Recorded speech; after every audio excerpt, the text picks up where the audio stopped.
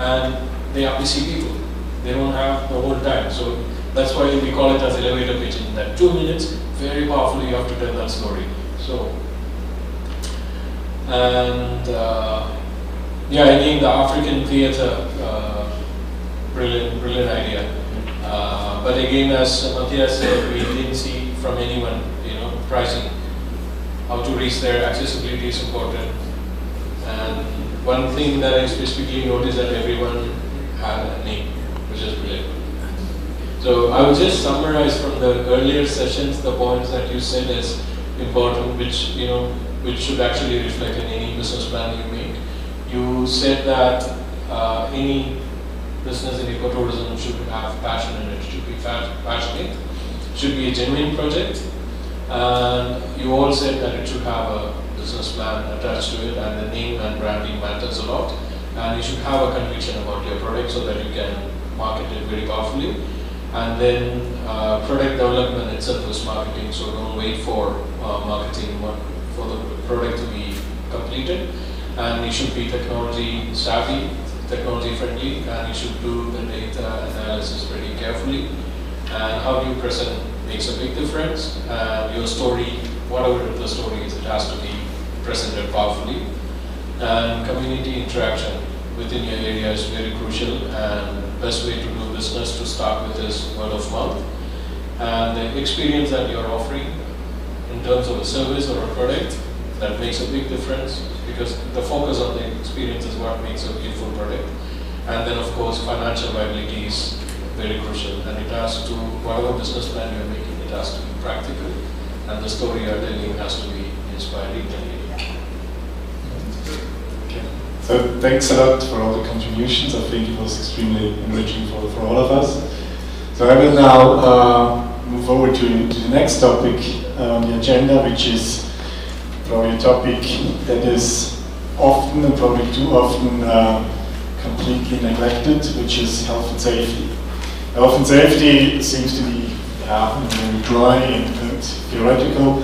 But you have to be aware that when you don't care about health and safety in your business, you never might get a business or a tour operator contract. You have to know how, when you have vehicles that drive around, you have to make sure that they are properly maintained. You have to make sure that in your hotel, in your lodge, Gopi was mentioning food security, all those different topics are extremely important to look at. So the next session will focus on health and safety, and for a short introduction, we just want to show you a short YouTube video which shows what can happen all around the globe when health and safety aspects are not looked at. So please, can you show it?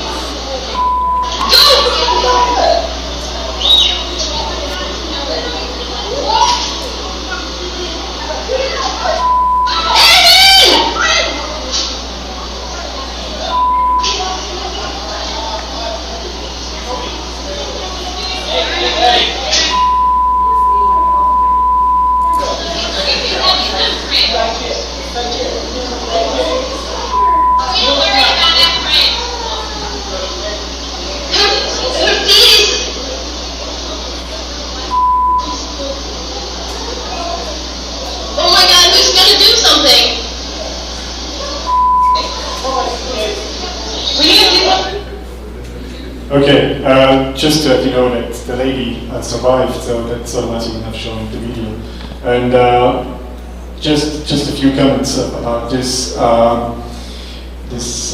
YouTube video before we screen play from our health and safety department. There are actually two interesting aspects in it. So first of all, as I said, the lady survived. There's only some scratches. that was on the Zambezi River. So, and as you know, some of you, the Zambezi River is full of crocodiles. So it's not only the rope that broke, but also there was a problem of crocodiles. So the lady was extremely lucky. And two aspects would have basically kind of been, would have avoided such a case. I mean, if you just would have properly checked the gears before she's jumping, first of all. And the other aspect is there was no rescue plan.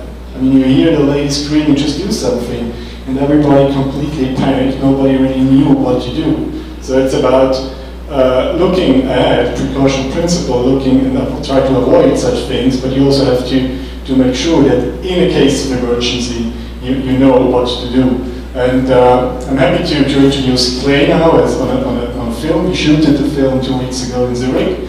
So Clay stayed as health and safety manager for GTA before the destination management. He has a vast experience in health and safety, and he will, in the next half an hour, we will split the session in 2 50-minute shots, explaining you what means health and safety, why health and safety is so important, and what you can do in terms of health and safety. So, please.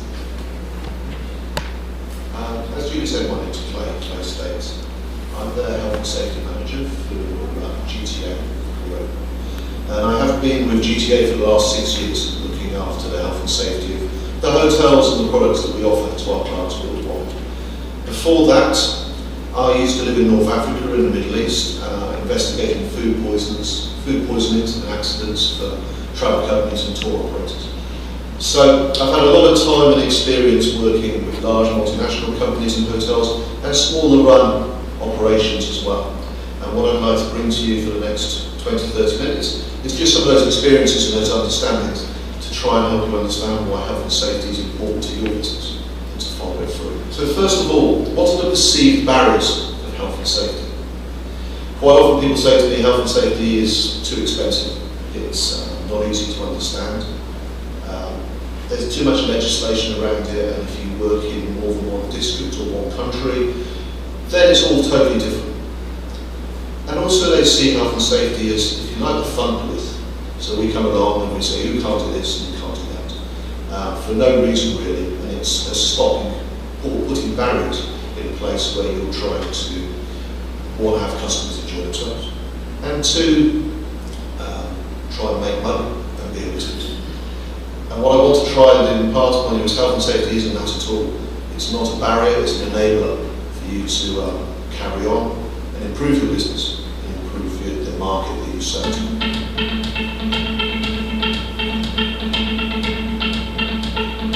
The three main reasons for health and safety to be implemented are moral, financial and legal. If we just go through those three one at a time. First of all, the moral reason. Do we really want to be seen as a pirate company who don't care about our staff and don't care about our customers? Very soon we'll have a bad reputation and clients won't come to us. Do we want to be seen as a company who really doesn't care about the operation that goes on? And surely, as an employer, we have a moral obligation to our staff and our customers to make sure that the product is safe. No matter how enjoyable it is, jumping off a cliff without a rope or without a parachute only enjoys so much fun before you hit the bottom. So you need to put some controls in place so that you can enjoy that activity more and more. And make sure that others enjoy the activity and take it away and tell others how good it was. From a legal aspect, I've already mentioned there's lots of legislation in place, lots of rules and regulations, and they can be very confusing. The simple thing to remember is wherever you are in the world, you should be checking that what you're doing is safe for your staff and your customers, and you should be checking that regularly through training, through equipment checks, through whatever checks you have to have in place. And that's the bare minimum of the legislation. Whatever the rules say, whatever you have to write down, whatever forms you have to fill in, that's the basic. And thirdly, the financial reasons. These are quite often the misunderstood reasons. Everyone thinks financial is loss of reputation. It's the fines that are in place where you get fined for doing something wrong by the local government or by the council. And these are true, but the main reason financial reasons are there is that health and safety can make you money. Health and safety can improve your marketing.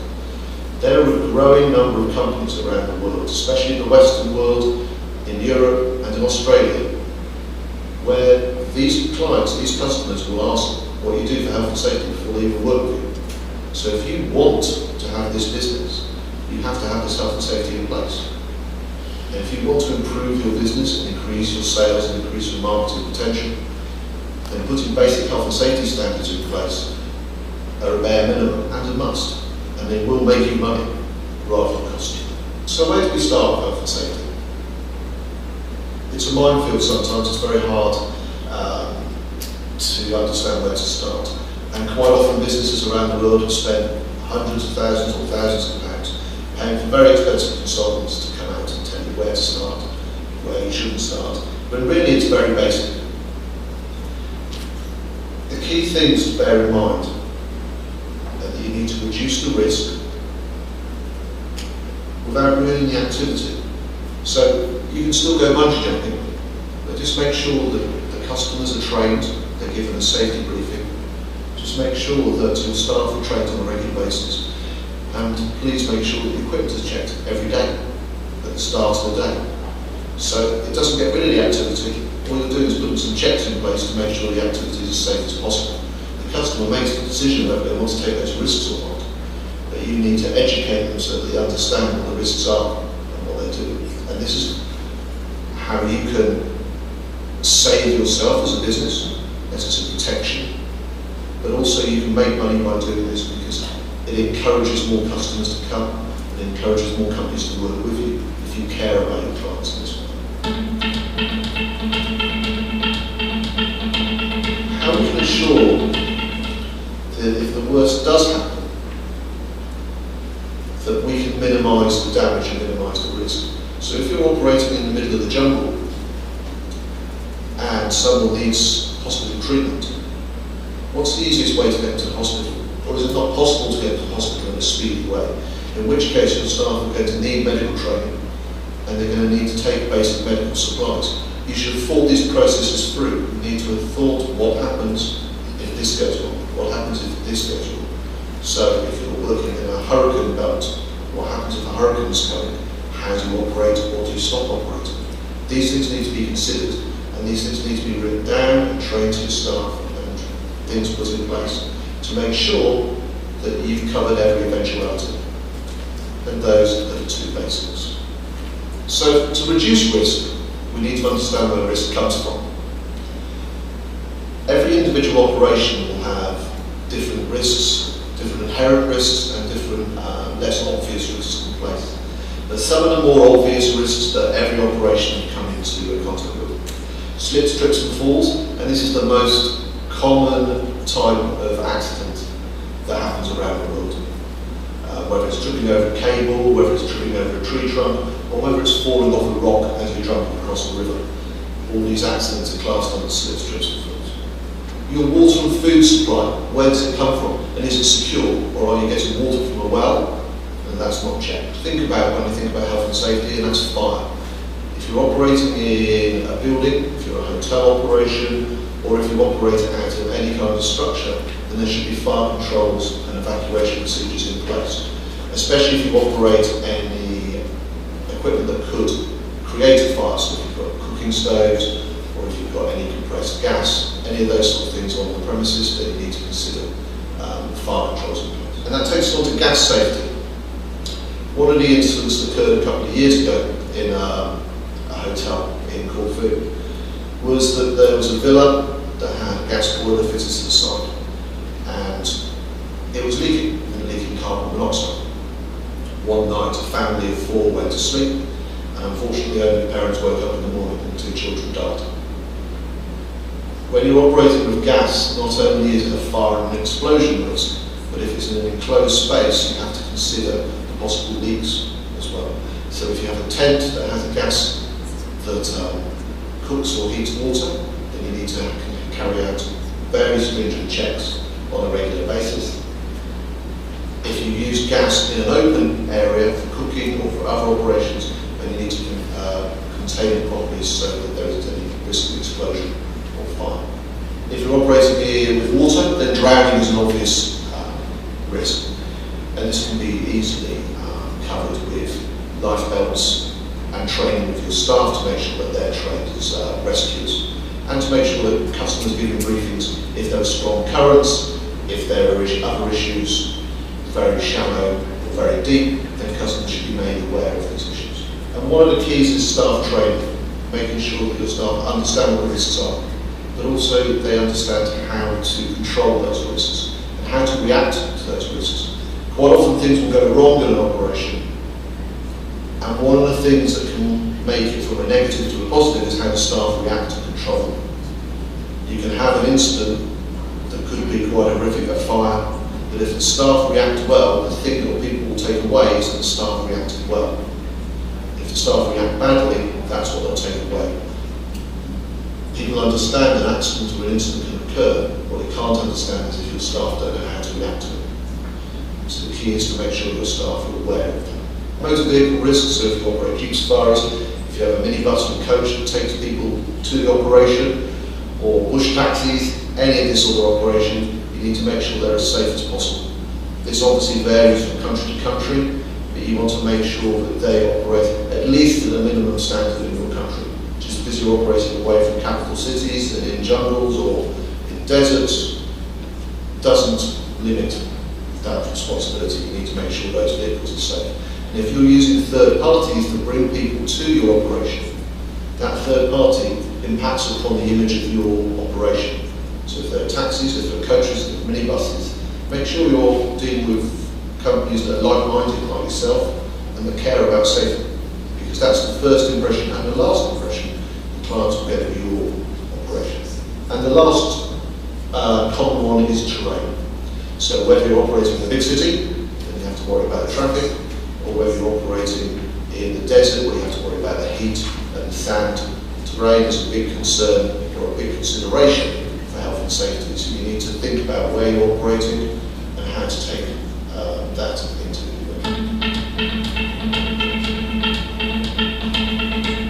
Okay, so looking at some examples of everyday risks, or not everyday risks, but common risks in activities in the tourism fields.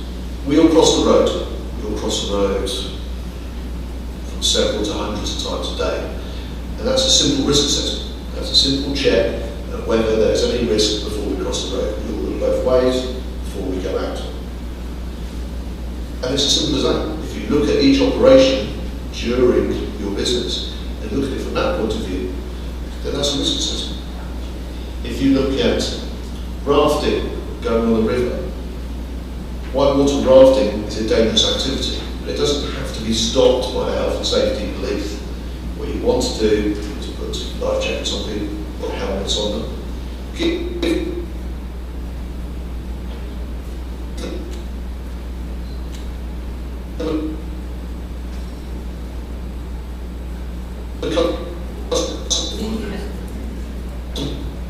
the breathing mechanism. And it's as simple as that. If you look at each operation during your business and look at it from that point of view, then that's a risk assessment.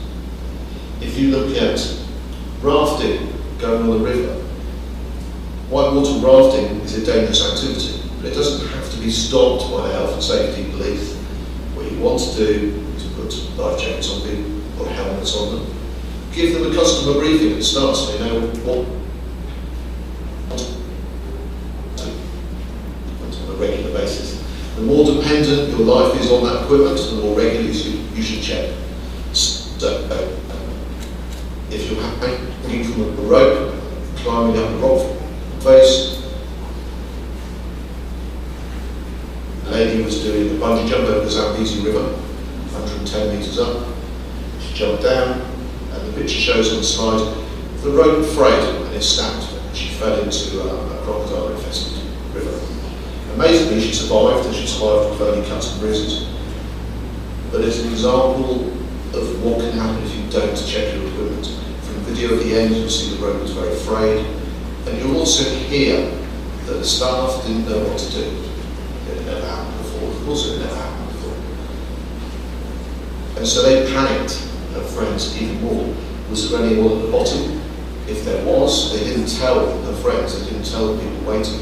They He said, don't worry, someone will be down there to check. Don't worry, it's very deep, so it should survive. No one followed up with this information, and so all you had was panic and fear at the top, and the staff were making it worse. So it's a very good example of not only that you have to check your equipment on a regular basis, but also your staff need to be trained and to expect these problems. And if they've been trained to expect them, then they keep people calm, they keep people relaxed, and it's a better perception at the end. At the end of the day, if a rope snaps on a bungee jump, you're not going to be sending any more bungee jumps that day. But how we react to it is then how it goes around the world. This story went viral, went all around the world on news feeds, and is on YouTube for you to see. So I'm thinking this operator probably isn't going to have any more business. You want to be able to control that and make sure that any damage that you do cause is resolved and controlled. And some examples of less obvious risk. Where does your water supply come from? If you're giving your clients water, which especially if you're in hot climates, you need to be doing on a regular basis, where's that water coming from? Is it a managed source? Is it a source where you know where it's coming from, or is it well water from the ground? What I would suggest is if you don't know or understand where that water's coming from, or whether it's checked, you bring your bottle